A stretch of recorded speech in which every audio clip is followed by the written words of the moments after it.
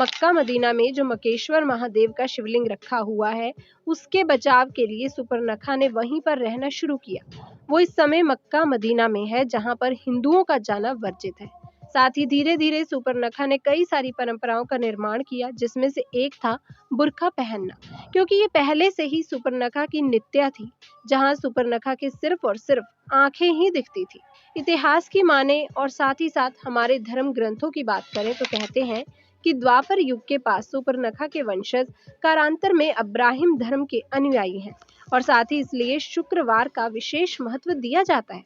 दोस्तों, इस विषय पर आपका क्या मानना है? क्या जितने भी मुसलमान लोग हैं, सुपर्णखा उन्हीं की वंशज थी? अरब देश में मक्का मदीना क्या शिवलिंग है जिसे मकेश्वर महादेव के अस्सलामुअलैकुम दोस्तों। हिंदुओं का मानना ये है कि मक्का मदीना में मुसलमान जो हज करते हैं और वहाँ पे जो हिजर असवद रखा हुआ है वो इनका बुत है, वो इनका शिवलिंग है। और उसके गिर्द हम घूमते हैं, चक्कर लगाते हैं और हज करते हैं। और इनका मानना ये है कि मक्का मदीना में इनका शिवलिंग पड़ा हुआ है। शिव का मतलब है कि शायद मुकद्दस या शिव ने जो पत्थर लेके आए शंकर भगवान इनके, और शंकर ये कहते हैं हजरत आदम अलैहिस्सलाम। लिंग का मतलब है पत्थर। तो जो ये मुकद्दस पत्थर है जो शंकर भगवान इनके मुताबिक लेके आए, शंकर ये कहते हैं हजरत आदम अलैहिस्सलाम को। तो हजरत आदम अलैहिस्सलाम का लाए गए पत्थर पे इनका ये ब्लेम है कि वो इनका शिवलिंग है। तो इसके बारे में आज हम हिंदुओं की जुबानी सुनने वाले हैं। हिंदू बहन भाई और हमारे मुसलमान बहन भाई मुसलमान सुन सकते हैं। काफ़ी इंफॉर्मेटिव वीडियो होगी। लेट्स सी दोस्तों। जो व्यक्ति रामायण के बारे में जानता है वो सुपर्णखा के बारे में भी जानता होगा। रामायण के बाद आखिर सुपर्णखा कहाँ गई? क्या मक्का मदीना को बसाने वाली सुपर्णखा ही थी? क्या सुपर्णखा ही सभी मुस्लिमों की वंशज है? रामायण तो आप सभी ने देखी होगी और सुनी भी होगी, लेकिन एक खास सवाल जो आप सबके जहन में उठता है कि रामायण में रावण के वध के बाद उसकी बहन सुपर्णखा आखिर कहाँ गई? इस खास रहस्य से पर्दा इसी वीडियो में उठाएंगे, तो इस वीडियो में अंत तक हमारे साथ यूं ही बने रहिएगा। हम सब ये जानते हैं कि रामायण में सभी राक्षसों का वध हुआ था और विभीषण को और उसके साथियों को लंका सौंपी गई थी, लेकिन सुपर्णखा का वध क्यों नहीं हुआ? उसकी नाक काट दी गई थी, उसके बाद वो कहाँ गई? इसका जिक्र रामायण में क्यों नहीं मिलता? आप ये सब तो जानते ही हैं कि जब सुपर्णखा राम की तरफ आकर्षित होकर उसके पास आती है और कहती है कि वो उससे प्रेम करने लगी है, लेकिन श्री राम मना कर देते हैं, क्योंकि उन्होंने पहले ही माता सीता से विवाह कर रखा था। ऐसे में वो लक्ष्मण की तरफ इशारा करते हुए कहते हैं कि आप मेरे छोटे भाई से पूछ सकते हैं। उसी समय लक्ष्मण भी सुपर्णखा को मना कर देते हैं। सुपर्णखा वापस श्री राम के पास जाती हैं और उसके बाद माता सीता के खिलाफ कई कटु वचन बोलती हैं और उनको मारने के लिए उनकी तरफ झपटती हैं। इतने में ही लक्ष्मण बीच बचाव करते हुए सुपर्णखा की नाक को काट देते हैं। इसी आक्रोश में आकर वो रावण के पास जाकर सारा वाक्य बताती है, जिसके बाद ही सीता हरण होता है।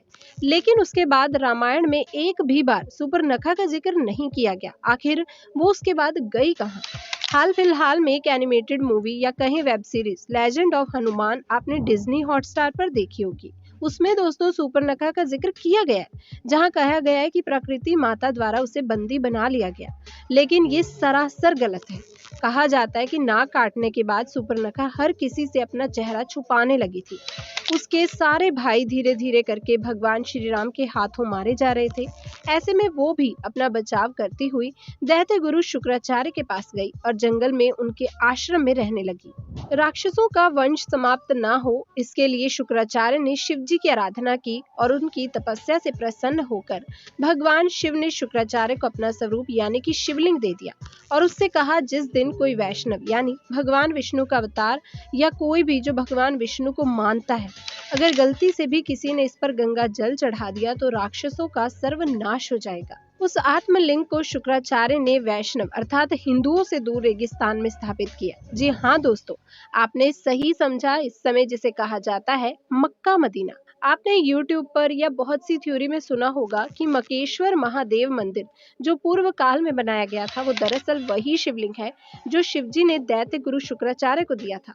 शिवलिंग के बचाव का कार्य किसी और को नहीं बल्कि सुपर्णखा को ही दिया था। उस समय सुपर्णखा हमेशा चेहरे को ढककर रखती थी दोस्तों धीरे धीरे उसने कई सारे बच्चों को जन्म दिया। वही बच्चे आज उसकी यही परंपरा को निभा रहे हैं। जी हाँ, सभी मुस्लिम लोग आपने देखे होंगे कि बुर्का पहनते हैं। उसके पीछे का कारण यही है दोस्तों। मक्का मदीना में जो मकेश्वर महादेव का शिवलिंग रखा हुआ है, उसके बचाव के लिए सुपर्णखा ने वहीं पर रहना शुरू किया। वो इस समय मक्का मदीना में है, जहाँ पर हिंदुओं का जाना वर्जित है। साथ ही धीरे धीरे सुपर्णखा ने कई सारी परंपराओं का निर्माण किया, जिसमें से एक था बुर्का पहनना, क्योंकि ये पहले से ही सुपर्णखा की नित्या थी। जहां सुपर्णखा के सिर्फ और सिर्फ आंखें ही दिखती थी। इतिहास की माने और साथ ही साथ हमारे धर्म ग्रंथों की बात करें तो कहते हैं कि द्वापर युग के पास सुपर्णखा के वंशज कालांतर में अब्राहिम धर्म के अनुयायी हैं, और साथ ही इसलिए शुक्रवार का विशेष महत्व दिया जाता है। दोस्तों इस विषय पर आपका क्या मानना है? क्या जितने भी मुसलमान लोग हैं, सुपर्णखा उन्हीं की वंशज थी?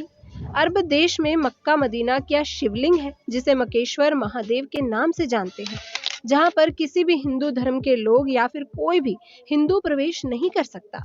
आपके क्या विचार है, आप कमेंट बॉक्स में हमें जरूर बताइएगा। दोस्तों इन बातों में कितनी सच्चाई है ये तो हम नहीं जानते, पर इससे रिलेटेड जो भी बातें सामने निकल कर आई हैं, उनको भी नजरअंदाज नहीं किया जा सकता। तो चलिए जानते हैं कुछ ऐसी बातें जो प्रूफ करती हैं कि मक्का में सचमुच में शिव विराजमान है। दोस्तों पंडित वेतांकृष द्वारा लिखित ग्रंथ रामावतार चरित्र के युद्ध कांड प्रकरण में मकेश्वर शिवलिंग का उल्लेख किया गया है। इससे भी स्पष्ट होता है कि मकेश्वर शिवलिंग स्पष्ट रूप से कहीं न कहीं अवश्य मौजूद है, लेकिन कहाँ, इस विषय में कोई जिक्र नहीं है। इसमें वर्णित कथा के अनुसार लंका का राजा रावण, जो कि बहुत ही बड़ा शिव भक्त था, उसने अमर होने के लिए वरदान स्वरूप शिवजी से एक बड़ा सा शिवलिंग प्राप्त किया, जिसे लेकर लंका जा रहा था। और शिवलिंग काफी भारी था, इसलिए रास्ते में उसने सोचा थोड़ा विश्राम कर ले, और उसने शिवलिंग को जमीन पर रख दिया। दोस्तों विश्राम करने के बाद जब रावण ने शिवलिंग उठाने की कोशिश की, तो वो शिवलिंग को उठा नहीं पाया, जिस कारण दैत्य और सुपर्णखा वहीं पर इसका पूजन करने लगे। कहा जाता है कि वो जगह मक्का ही थी जहां रावण ने शिवलिंग को रखा था। कहा यह भी जाता है कि जिस स्थान पर मक्का है, वहां भगवान श्री कृष्ण ने काले यवन नामक मलिक राजा का विनाश किया था। इसी के साथ दोस्तों पराया हम देखते हैं कि जहां जहां पर शिवलिंग स्थापित है, वहां कोई ना कोई जलाशय अवश्य मौजूद है। और मक्का में काबा के पास एक पवित्र कुआं है। हज करने गए मुसलमान इस जल को गंगा जल की तरह ही अपने साथ लाते हैं, जिसे मुसलमान लोग जमजम के पानी के नाम से पुकारते हैं। मक्का में शिवलिंग है या नहीं, ये स्पष्ट रूप से तो हम नहीं कह सकते, परंतु इस्लाम के धार्मिक चिन्ह, परंपराएं, रीति रिवाज और व्यवहार ये अवश्य दिखाते हैं कि कहीं ना कहीं मुसलमान वैदिक संस्कृति से जुड़े हुए हैं। दोस्तों मक्का में गैर मुस्लिमों का प्रवेश पर पाबंदी है। ये साबित होता है कि कोई ना कोई डर मुसलमानों को जरूर है, क्योंकि पूरी दुनिया में ऐसा कोई धर्म स्थल नहीं है, चाहे वो चर्च हो या मंदिर, गुरुद्वारा हो या बौद्ध मठ, कहीं भी किसी के प्रवेश पर पाबंदी नहीं है। दोस्तों क्या आपके दिमाग में कभी ये सवाल आया कि मक्का के ऊपर काले रंग का ये कपड़ा क्यों रखा जाता है?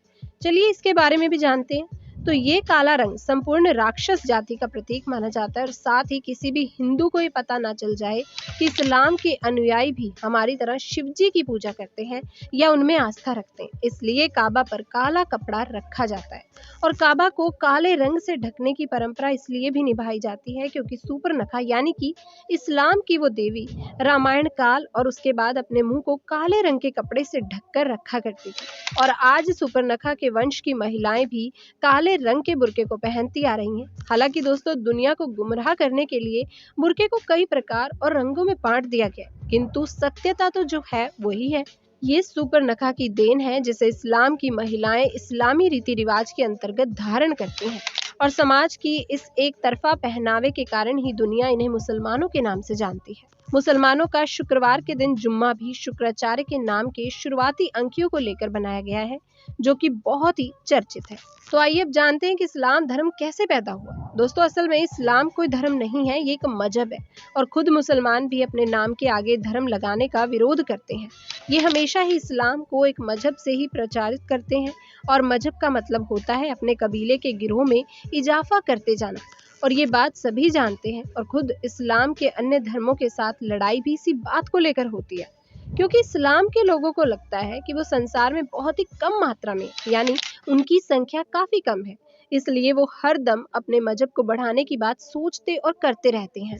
दोस्तों, जब इस्लाम के निर्माण की बात आती है तो हजरत मोहम्मद साहब को इस्लाम का जनक माना जाता है, जो कि अरबी वासी थे।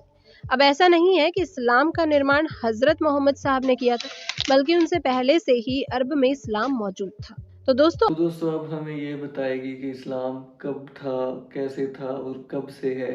तो इस ये हमें क्या बताएगी, मैं आपको बताता हूँ आपके डाउट्स।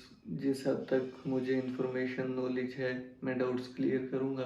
जो भी हमारे हिंदू बहन भाई, मुसलमान बहन भाई सुन रहे हैं, तो जो बात है काबे में पत्थर की, तो काबे का पत्थर जो एक जन्नत का पत्थर है, उसे हमारे पैगंबर हज़रत आदम अलैहिस्सलाम जन्नत से लेकर आए थे।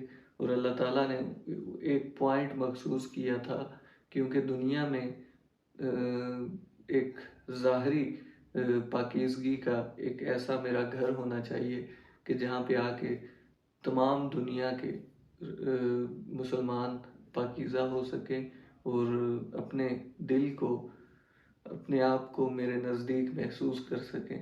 तो वैसे तो अल्लाह ताला हर जगह मौजूद है और हर ज़मीन के एक एक ज़र्रे में, दरख्तों के पत्तों में, हर चीज़ में अल्लाह ताला की कुदरत मौजूद है।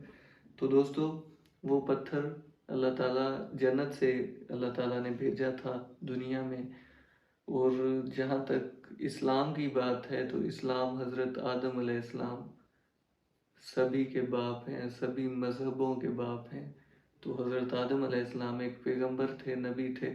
अल्लाह ताला ने किस तरह से उन्हें भेजा दुनिया में, ये पढ़िए, आपको मालूम होगा कि वो मुसलमान ही थे। जितने पैगंबर दुनिया में आए सभी मुसलमान थे। और हजूर मोहम्मद सल्लल्लाहु अलैहि वसल्लम कोई नया दीन नहीं लेकर आए दुनिया में। उन्होंने अपने पुराना इस्लाम जो था उसमें जो भी अल्लाह ताला ने चेंजिंग्स करनी थी, शरीयत को मुकम्मल करना था, नॉलेज को मुकम्मल, इल्म को मुकम्मल करना था, वो मुकम्मल किया और हुज्जत तमाम हो गई। तो उसके बाद ये सारी बात है। और ये शिवलिंग और ये पत्थर और ये सब बातें झूठी हैं। और दूसरा बुरके की बात कर रही थी ये कि पता नहीं किसका नाम, ये रावण की बहन का नाम ले रही थी कि उसका नाक उतर गया और उसने वो नकाब किया और वो ही रस्म व रिवाज मुसलमान लेके चल रहे हैं। तो ये सब कहानियाँ हैं, झूठी कहानियाँ। किताबों को पढ़िए, खंगालिए, आपको मालूम होगा कि असलियत क्या है, हकीकत क्या है, हक क्या है। आपको फिर पता चलेगा जब आप पढ़ेंगे, जब आप किताबों को पढ़ेंगे।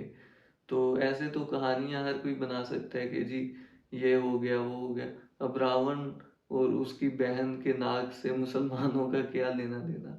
तो दोस्तों ये थी आज की इंफॉर्मेटिव वीडियो। मिलते हैं नेक्स्ट वीडियो में, तब तक के लिए अल्लाह हाफिज़।